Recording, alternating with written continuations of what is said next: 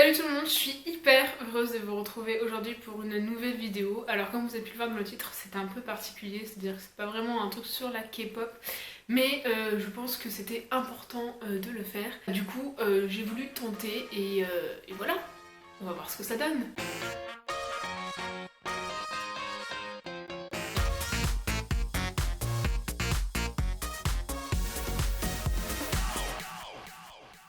Quand on rentre dans le monde de la K-pop, il y a certaines choses dont on ne peut pas se passer, en fait, on ne peut pas passer à côté. Donc notamment les fanfictions. Il faut savoir que moi je lis énormément, vraiment énormément de fanfiction, j'en lis tout le temps. J'ai une application spéciale sur mon téléphone qui me permet d'en lire, mais vraiment tout le temps. Donc c'est pour ça que je me suis permise aujourd'hui de faire cette petite vidéo de comment écrire une fanfiction. Alors évidemment, je ne suis pas une pro ni quoi que ce soit, c'est juste que à force d'en lire, je remarque qu'il y a des choses qui ne peuvent pas se faire. Et ça serait bien, si vous voulez écrire des fanfictions, que vous les évitiez. Alors évidemment, vous êtes libre ou pas de suivre mes conseils, et vous pouvez très bien ne pas suivre mes conseils et avoir une très bonne fanfiction, ce n'est pas le souci. Donc il y a 5 points très importants pour bien écrire votre fanfiction. Tout d'abord, le point sans doute le plus important, c'est l'orthographe. Alors il faut savoir qu'une fanfiction sans faute d'orthographe, mais pas très bonne, est toujours beaucoup plus agréable à lire qu'une fanfiction hyper bien, mais bourrée de fautes. Il faut savoir aussi que généralement ça va ensemble. Une fanfic n'est pas hyper bien, généralement il y a des fautes, et s'il n'y a pas de fautes, souvent le style est plutôt bon. Bon, et plus sérieusement, en fait, ça peut arriver qu'à cause de mots mal orthographiés, votre phrase perde son sens. Donc voilà, si les fans font l'effort de vous lire, ayez au moins l'effort de limiter vos fautes. Alors, faut plus trop confondre les infinitifs avec les imparfaits, avec les participes passés. On peut aller s'acheter un Becherel, il n'y a vraiment pas de honte à ça. Je veux dire, tout le monde n'est pas forcément doué en orthographe ou quoi que ce soit, alors du coup, on fait comme on peut. Vous pouvez aussi vous faire corriger par quelqu'un, ça arrive très souvent qu'on donne son chapitre, enfin on fait passer son chapitre à quelqu'un pour qu'il le corrige ses fautes d'orthographe, mais veillez évidemment à ce que cette personne fasse moins de fautes que vous. Parce que ça m'est arrivé de voir que quelqu'un avait fait corriger son chapitre, mais qu'il y avait quand même 10 fautes par phrase. Je trouve ça un peu dommage quoi, tu fais corriger ton chapitre, mais il n'est pas corrigé quoi. Le deuxième point très important est le style d'écriture. Qu'est-ce que c'est le style d'écriture? C'est un peu... Enfin c'est carrément d'ailleurs, c'est pas un peu. C'est la manière dont vous allez choisir vos mots et leur ordre dans la phrase. C'est-à-dire pourquoi vous avez choisi tel ou tel mot plutôt qu'un autre. Alors le style d'écriture est vraiment primordial pour une bonne fanfic, mais alors faut pas paniquer parce que ça arrive petit à petit.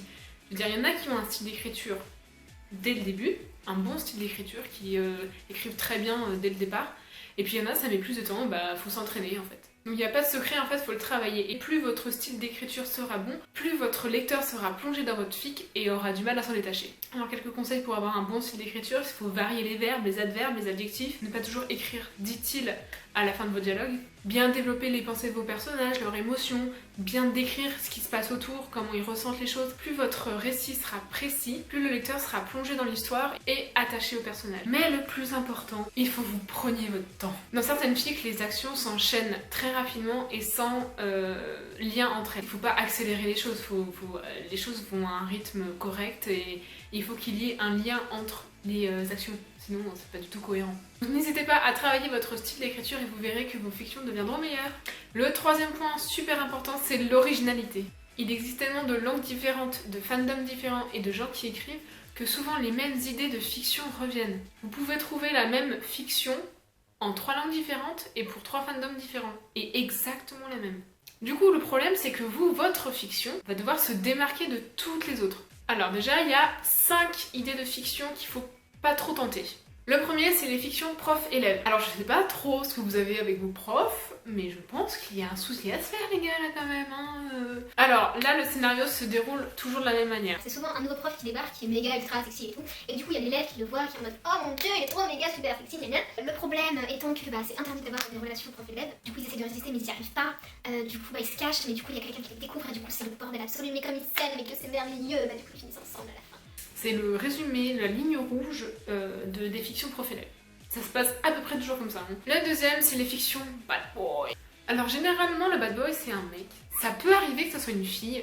Généralement, quand c'est une fille, déjà la fiction est moins bien, je sais pas pourquoi. Généralement c'est un mec, personne ne sait d'où il sort, soit il est seul, soit il est avec sa bande, et s'il a une bande, généralement c'est le leader de la bande. Mais dans tous les cas, il renferme une multitude de secrets qu'une personne tout à fait gentille et insignifiante à découvrir. Alors évidemment les deux vont se détester, parce que sinon c'est pas drôle. La probabilité pour que le méchant bad boy frappe la gentille personne est quand même grande. Ou alors il lui fait peur. Enfin, genre en mode ah, t'approches pas de moi, je suis méchant. La plupart du temps, les deux jeunes sont encore au lycée, donc du coup, ils vont devoir faire un projet ensemble, évidemment. Et du coup, ils vont se rendre compte de leur amour infini. Il y aura plein de petites embrouilles, évidemment, parce que c'est un bad boy, donc il fait des choses pas bien, c'est horrible, et la personne n'a jamais fait telle ou telle chose, et le bad boy va lui dire de faire ça, nanana. Et puis finalement, ils vont finir ensemble et vont faire plein de bébés. La troisième, c'est une fiction SMS. On va partir du principe que vous n'étiez pas présent sur Terre pendant ces 2 dernières années. Les fictions SMS, c'est juste une fiction où on va suivre une conversation SMS. Voilà, c'était hyper compliqué. C'est pas des fictions où il y a un récit du coup. C'est vraiment des fictions où il y a juste des dialogue, on va dire. Alors, là, il y a 2 possibilités. Soit les deux ne se connaissent pas, c'est-à-dire c'est une erreur de numéro ou quoi que ce soit. Soit on va les appeler Alfred et Hitchcock, par exemple. Alors, soit Alfred connaît Hitchcock, Hitchcock ne connaît pas Alfred, mais Alfred aime Hitchcock. Donc, du coup, Alfred va trouver le numéro de Hitchcock et va lui envoyer un SMS en mode je suis ton admirateur secret, nanana. Parce que c'est vrai que c'est beaucoup plus simple de faire ça plutôt que d'aller voir Hitchcock pour lui dire non mais voilà. Après je suis d'accord que Alfred peut être timide, mais quand même il y a des limites. Enfin timide vu ce qu'il lui envoie, moi je te dis qu'il est pas timide Alfred. Donc du coup Alfred et Hitchcock vont commencer à se parler beaucoup et avoir de la jalousie alors qu'ils ne se sont jamais vus, c'est très étrange. Ils vont tomber amoureux virtuellement on va dire, et puis ils vont se rencontrer et là boum, coup de foudre absolu, visuel, magnifique. Et du coup ils finissent ensemble, ils font plein de bébés. 4ème, les fictions frères, sœurs, demi-frères, demi-sœurs, famille, tante, chat, je sais pas, bon bref. Je sais pas ce que vous avez avec l'inceste les gars, mais c'est un petit problème, il faudrait peut-être aller voir un psy, non? Soit c'est deux mini-sœurs frères, sœurs, en vrai vous avez compris, c'est-à-dire qu'ils n'ont pas du tout le même sang, soit ils ont véritablement le même sang. Là ça devient un peu plus glauque, parce que demi-frère, demi-sœur à la rigueur je peux comprendre. Voilà, ils ont pas le même sang, mais moi à partir du moment où il y a le même sang, je trouve ça un peu bizarre quand même. Enfin bon, voilà. Après je dis chacun son délire, c'est pas... on s'en fout. Donc c'est souvent soit une famille recomposée, soit du coup ça se passe dans la même famille. Pour le cas du demi-frère, demi-sœur, demi-frère, demi-frère, demi-sœur, demi-sœur. C'est-à-dire ils se rencontrent, 2 possibilités, soit c'est le coup de foudre visuel genre oh mon dieu, ou alors ils se détestent. Malgré tout, donc il va y avoir cette petite attirance voilà, qui va un peu tout faire capoter. Donc du coup, il faut qu'ils se cachent parce que c'est pas bien, alors que ce soit demi-frère ou sœur, enfin bref, famille, hein, ça c'est même pour elle, c'est pas très bien quand même. Généralement, c'est pas hyper conseillé d'être attiré par quelqu'un de sa famille. Je dis ça. Je dis rien, mais du coup ils vont essayer de se cacher et tout, mais bon quelqu'un le découvre, c'est le bordel, mais finalement l'amour est plus fort que tout, donc ils finissent ensemble à la fin. Et le numéro 5, c'est les fictions célébrités. Alors je dis ça, c'est con parce que moi ma fiction a 2 célébrités. Donc Mathilde, ta gueule. Donc soit les 2 personnages sont célèbres, exactement comme ma fiction Mathilde. Putain mais je donne des conseils et je sais même pas les appliquer. Je suis trop nulle. Soit c'est juste l'un des 2 qui est célèbre. Alors la plupart du temps, si c'est juste une célébrité et un inconnu, l'inconnu ne connaît pas, enfin ne reconnaît pas la star. Voilà, donc ça prouve en fait que l'inconnu s'intéresse à la personne même plutôt qu'à la célébrité. C'est genre trop choupi. Et pour diverses raisons, diverses circonstances, ils vont se rentrer dans. Alors quand je dis rentrer dedans, ils vont se rencontrer plusieurs fois, hein, c'est pas vraiment ils vont pas se. Alors ils vont tenter de sortir ensemble mais ça va pas fonctionner, la popularité c'est difficile à supporter, presse, les médias, les machins et tout, bref. Ça va un peu capoter. Mais évidemment, amour infini, guimauve et rose bonbon, ils font plein de bébés à la fin. Donc, oubliez ces 5 idées de fiction et trouvez-en une autre qui saura vous démarquer du reste. Vous pouvez évidemment prendre une de ces idées, il n'y a pas de souci. C'est juste qu'en fait, elles ont tellement été faites et refaites, vous aurez beaucoup de mal à faire remarquer la vôtre parmi toutes les autres. C'est juste un conseil. Après, moi j'en ai lu des très bonnes sur ces 5 sujets, il n'y a pas de souci. Mais voilà, c'est juste qu'elle sera vraiment dans un flot de fiction déjà existante. Le 4e point super important est le réalisme. Alors quand je dis réalisme, en fait je parle surtout de cohérence, c'est-à-dire la cohérence des propos et des actions des personnages. Parce que ça m'est arrivé de lire des fictions où les réactions des personnages n'étaient pas hyper, comment dire, réalistes, c'était assez improbable, incongru, inimaginable d'ailleurs. Il y a des trucs qui ne peuvent pas se faire, je veux dire qu'il y a des...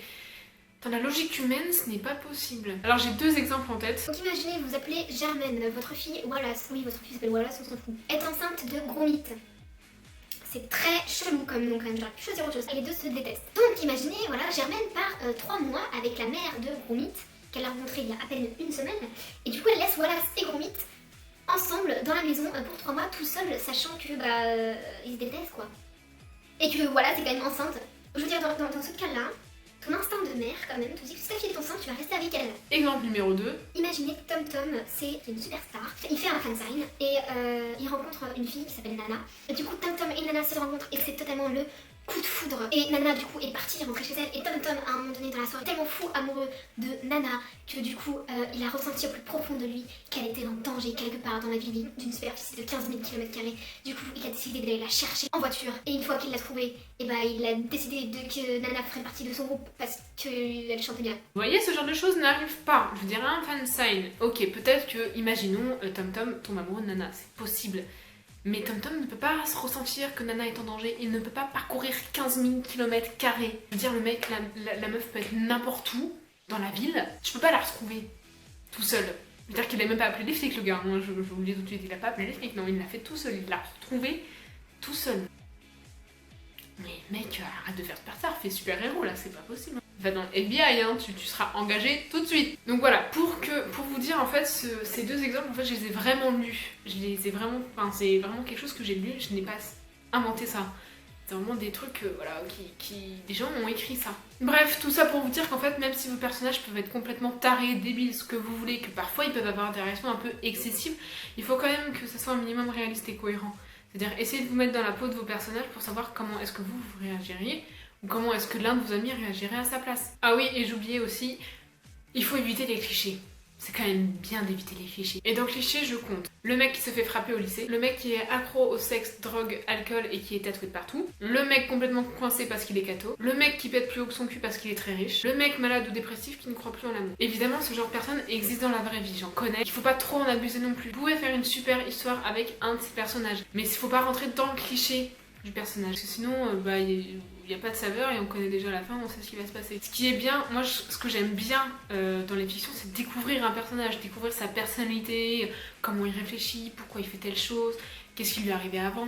Si vous prenez un de ces personnages type, en fait, le problème c'est qu'on sait déjà tout à partir du moment où vous le présentez. Et le cinquième point, le dernier mais pas des moindres, c'est la typographie. Et qu'est-ce que c'est la typographie? La typographie en fait c'est tout simplement la mise en page de votre texte.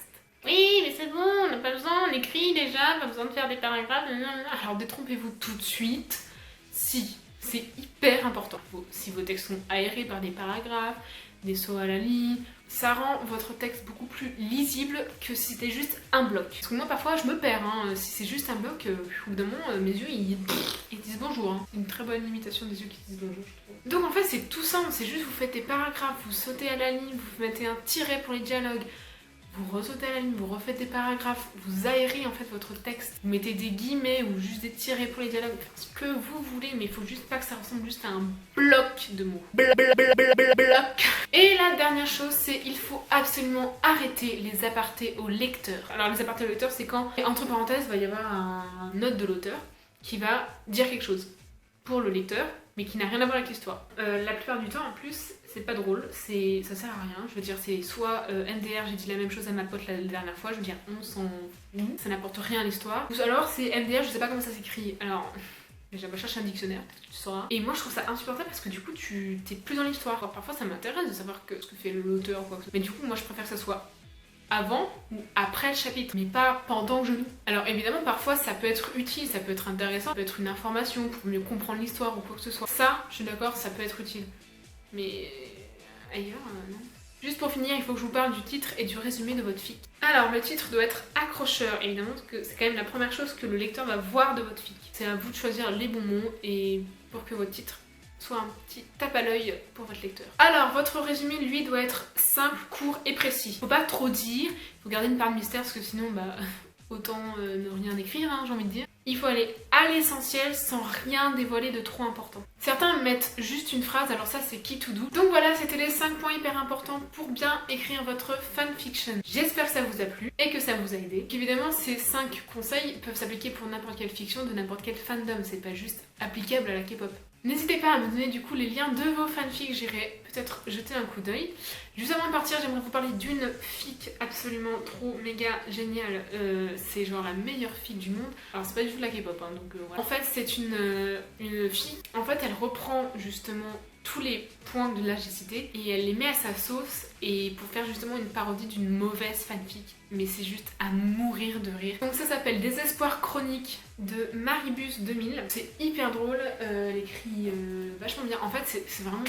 C'est juste qu'elle reprend vraiment tous les mauvais trucs des fanfics et elle en fait un truc génial. Donc allez la lire et vous verrez que bah effectivement y a plein de trucs incohérents, il y a plein de trucs qui vont pas, mais elle l'a fait exprès et on sent et c'est juste hyper drôle. Donc voilà, donc n'hésitez pas à aller la lire et dites-moi ce que vous en avez pensé. En attendant, merci beaucoup d'avoir regardé, n'hésitez pas à liker, commenter, partager tout ce que vous voulez, ça me fera ultra plaisir. On se retrouve très vite dans une prochaine vidéo. Ciao tout le monde.